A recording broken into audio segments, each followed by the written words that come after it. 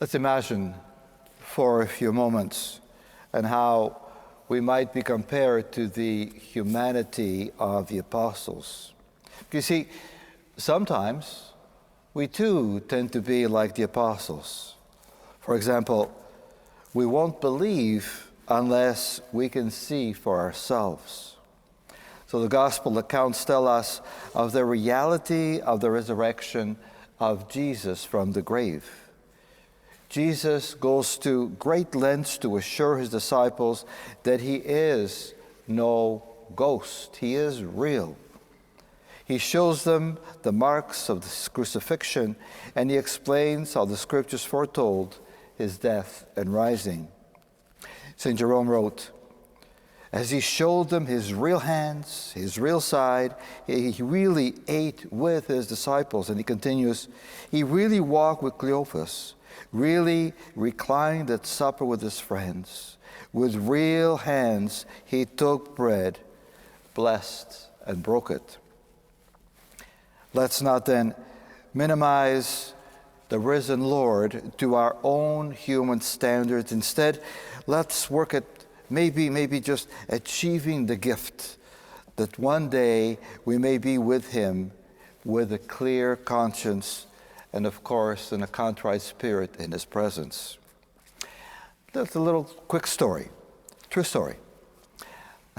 As I've shared with you many times, and I still have so many beautiful memories, one to do again with my mom. One day when I was with her, Mom needed help to get out of her wheelchair, and there was no one around, and Mom was very uncomfortable, and I would do anything to make Mom comfortable. So I took matters into my own hands, literally in my own hands, and I got her out of the chair. Not a wise thing to do, but I did. Later on, I felt something just in my back that was a little bit out of place.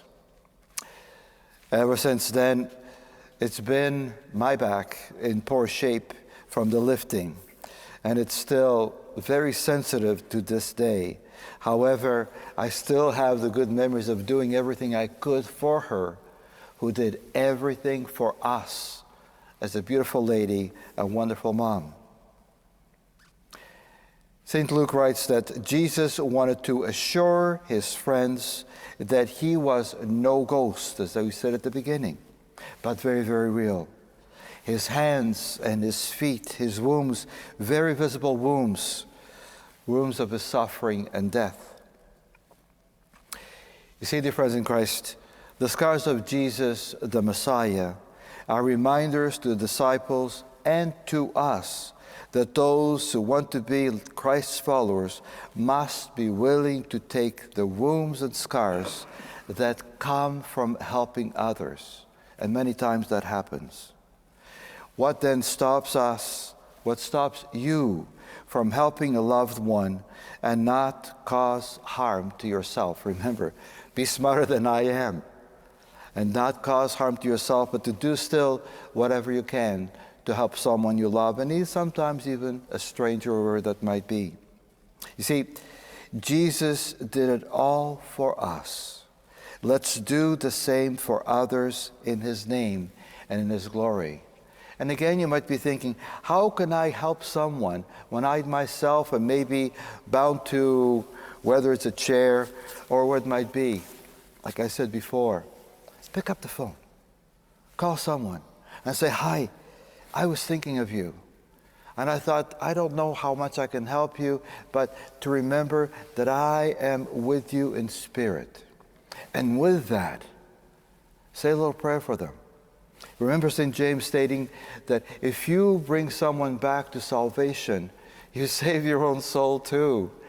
By calling someone, by saying to them that you care for them, and that you're thinking about, by giving a little prayer, they might even say, oh, I don't have time for that. Oh, just give me a minute. Just give me 2 minutes, 3 minutes. And you'll see. Be persistent. Be real. Be real. Jesus is very, very real. And he wants you and I to care for others the way he did.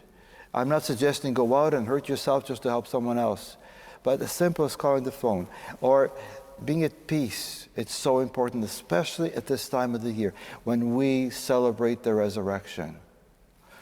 Be you, be Christ to others, and live happy and at peace with them. May God bless you.